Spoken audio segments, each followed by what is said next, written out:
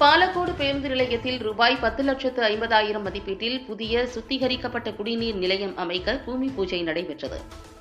தருமபுரி மாவட்டம் பாலக்கோடு பேருந்து நிலையத்தில் ரூபாய் 10,50,000 மதிப்பீட்டில் புதிய சுத்திகரிக்கப்பட்ட குடிநீர் நிலையம் அமைக்க பூமி பூஜை நிகழ்ச்சி பேரூராட்சி தலைவர் PK முரளி தலைமையில் நடைபெற்றது.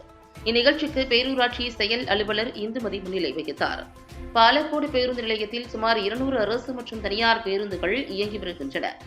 நாள்தோறும் 5,000க்கும் மேற்பட்ட பயணிகள் வந்து செல்கின்றனர்.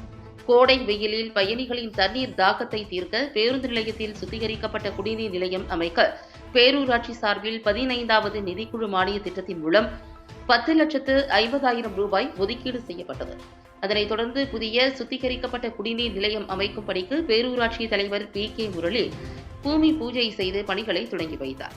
இந்நிகழ்ச்சியில் துப்புரவு ஆய்வாளர் ரவீந்திரன், உதவி பொறியாளர் முருகன், கவுன்சிலர்கள் மோகன், சரவணன், ஜெயந்தி மோகன், தீபா சரவணன், ரூஹித், லட்சுமி ராஜசேகர், ஆயிஷா மசியுல்லா, திமுக அவை தலைவர் அமானுல்லா, கிளை செயலாளர்கள் ராஜி, கணேசன், ஆறுமுகம், மீனவரணி மாவட்ட துணை அமைப்பாளர் குமரன், பனங்காடு குமரன், தகவல் தொழில்நுட்ப நிர்வாகி ஸ்ரீதர் உள்ளிட்டோர் கலந்து கொண்டனர்.